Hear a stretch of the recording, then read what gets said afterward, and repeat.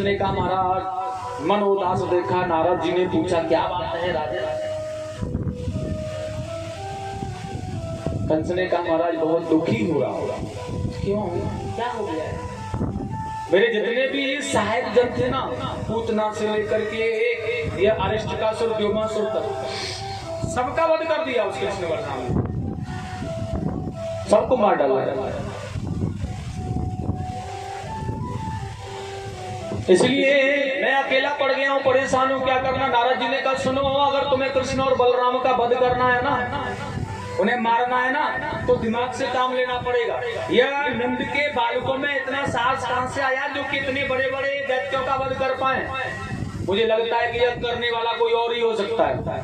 और अगर इनकी शक्ति को तुझे देखना है ना, तो फिर इन नंद के बालकों को यहाँ बुलवाओ, नंद राज जी को के पास में ऐसा कोई दूत भेजो जो कि उनका खास हो, अपना विश्वास पात्र हो।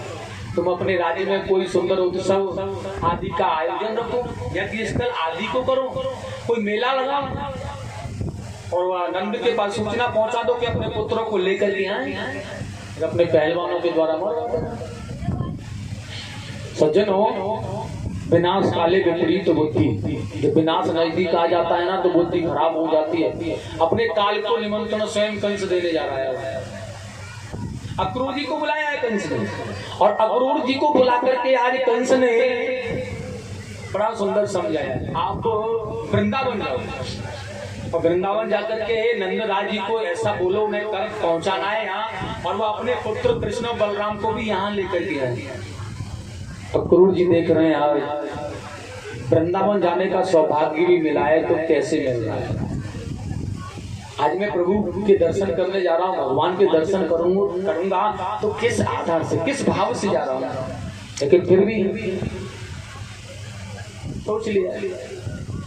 और यह बड़े सुंदर भाव में देखिएगा, आ गए हैं वृंदावन में, बहुत सुंदर भाव है। अक्रूर जी का नंद बाबा ने बहुत बसबे प्रीति से सम्मान किया है, बहुत अच्छा सम्मान, उनको बहुत सत्कार किया, भोजन कराया। निवृत्ति होकर के नंद यशोदा अक्रूर जी के पास में बैठे। उधर पूरे वृंदावन में समाचार फैल गया, कोई परदेसी आया है, कोई परदेसी आया है। लेकिन रात्रि में आज नंद बाबा, नंद जी ने पूछा है अक्रूर जी से, कहिए कैसे आना हुआ है? कितनी सुंदर बात। कोई हमारे पास में आ जाए, जलपान की पूछे नहीं, भोजन की पूछे नहीं, कहां से आए हो, कैसे आए हो पूछे नहीं, और एकदम से लटसा मार दो, कहां से आए हो, क्या चाहिए? क्या यही साधुता है? यही इसे साधुता कहते हैं। बहुत सुंदर सत्कार नंद बाबा ने किया, और सत्कार करने के बाद बहुत कुशल। अब रात्रि में बैठे हुए बातें कर रहे हैं तो पूछा है, सुनाइए, बताइए किस कारण से आना हुआ है आपका?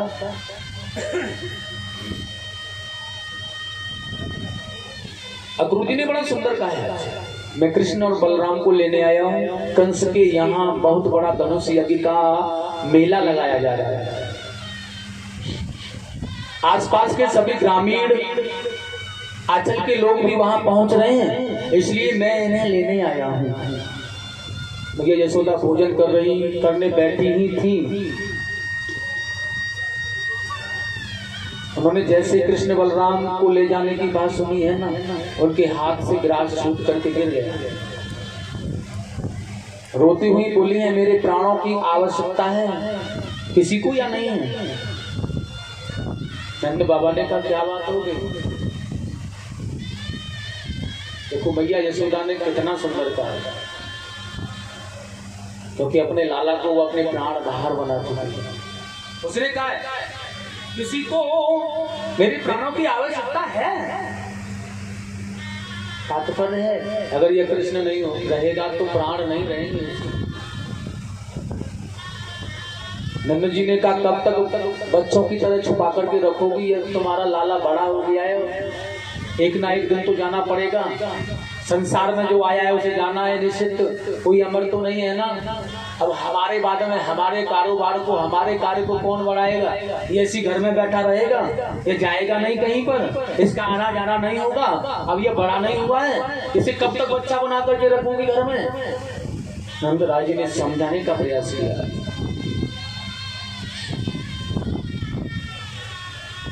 अक्रूर जी ने कहा, देवी तुम ज्यादा चिंता मत करो, कृष्ण के मित्रों के साथ में प्रस्थान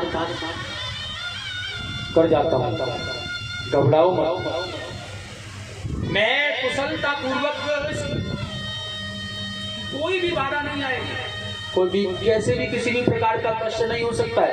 नंद बाबा ने कहा, मैं पहले प्रस्थान कर जाऊंगा, कृष्ण के मित्रों को साथ ले जाऊंगा, उसके मित्र वहां पर होंगे, परेशानी की कोई चिंता करने की बात नहीं है। मैया यशोदा की आंखों की नींद उड़ रही है आज। और सज्जनों, नंद बाबा ने तो कह दिया है, लेकिन यशोदा मैया क्या लाला को, अपने कन्हैया को मथुरा भेज देगी? यह परमात्मा कृष्ण के अंदर भय है, डर लग रहा है उनको। क्योंकि अगर माता यशोदा रानी ने प्रेम रूपी बेड़ियों को डाल दिया ना, तो कभी वो मथुरा नहीं जा पाएंगे।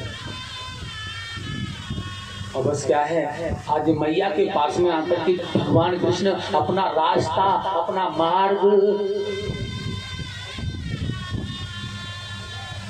साफ कर रहे हैं। सज्जनों, यशोदा माँ की तरह ही हर माँ का भाव होता है। पुत्र पर्दे से नौकरी के लिए जा रहा होता है ना, तो मैया को बड़ी बातें बना करके जाता है। वो कहीं उसे जाना पड़े ना, तो शायद झूठ भी बोलना पड़े,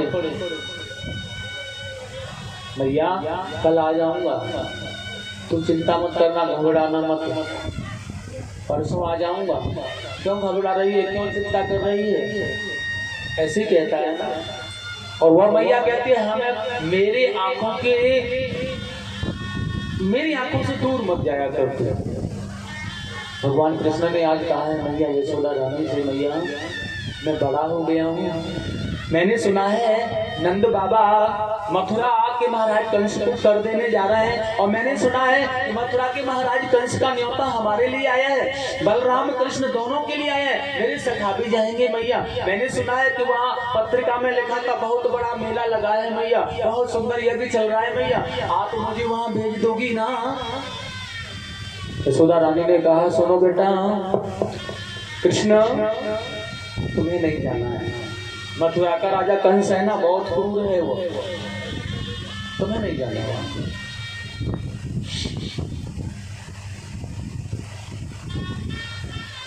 अर्धरात्रि का समय था, मेरे गोविंद ने देखा पलंग पर माँ है, धीरे से थोड़ी में हाथ डाला है, बड़े प्यार से दुलार कर रहे हैं, देखो मैया आप में बड़ा हो गया, हम जाने दो ना। मैया की गोद में बैठकर कन्हैया ने मैया के आंसुओं को पहुंच करके कहा, आ यशोदा मैया रोने लगी है, नहीं कन्हैया तुम नहीं जाओगे। मैंने कहा ना, हमें नहीं कोई कारोबार कराना, हमें नहीं कोई धंधा कराना, हम तुम्हें नहीं भेजना चाहते हैं ना, इसका मतलब नहीं जाने देंगे तो नहीं जाने देंगे ना, एक बार कह दिया ना, क्यों परेशान कर रहे हो मैं? भगवान कृष्ण देख रहे हैं, देखो जो सोच रहा था ना मैं, वही डर है। अगर मैं प्रातः आकर मैया से कहता मुझे वृंदावन मथुरा जाना है, तो कैसे जाने दिया होता? आज मैया के पैरों में लोग लगा रहे हैं, नहीं है।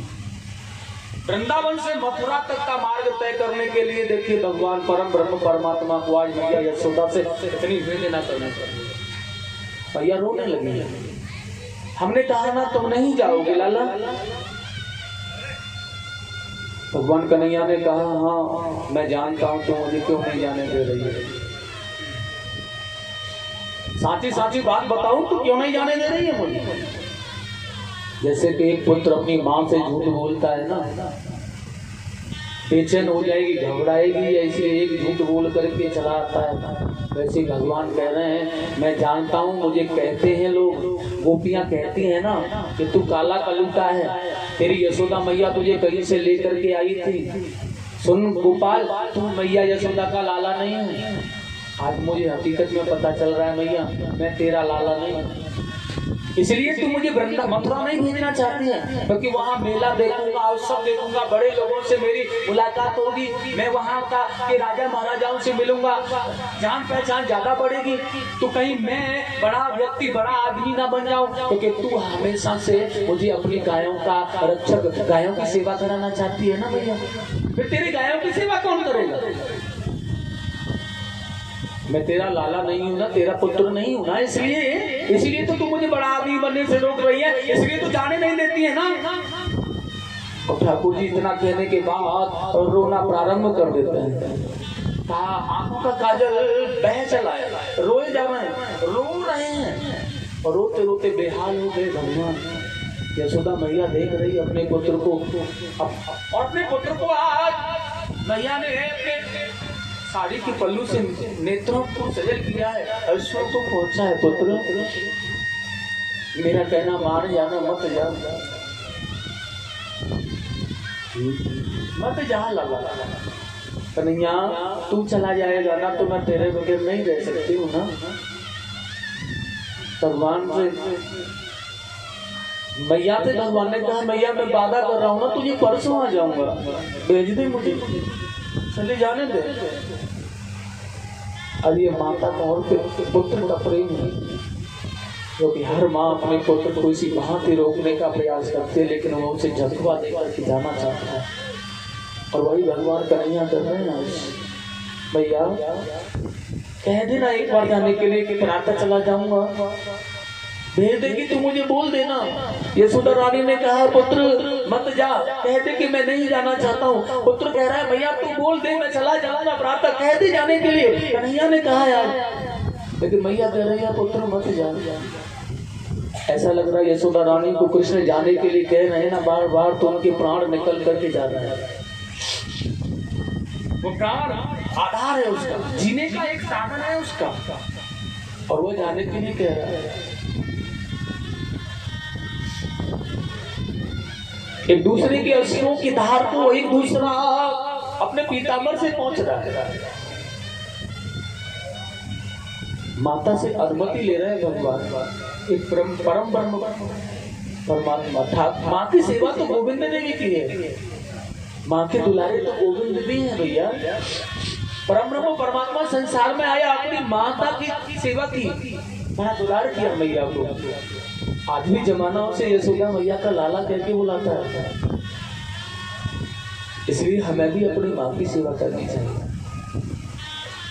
ठाकुर जी केवल मथुरा तक जाने के लिए गिड़गिड़ा रहे हैं, परम ब्रह्म परमात्मा है, मथुरा जाने के लिए यशोदा मैया से अनुमति मांग रहे हैं। मैया कह दो ना, अब तो कह दो यहाँ प्रातः चले जाना। यशोदा मैया बेहल हो रही है। क्या कोई माँ कह सकती है कि उसका प्राण आधार उसका पुत्र से छोड़ करके चला जाए? और ऐसा यशोदा मैया को भाषित हो रहा है कि यह मुझे सदा के लिए छोड़ के जाना चाहता है, अब ये कभी लौट कर नहीं आएगा। भगवान ने कहा, मैया परसों आ जाऊंगा, वादा कर रहा हूँ तुझे, मुझे भेज दे। प्रातः जाना है, बस प्रातः जाने के बाद परसों लौट के आ जाऊंगा। बस थोड़ा सा उत्सव और मेला देख लेने दे।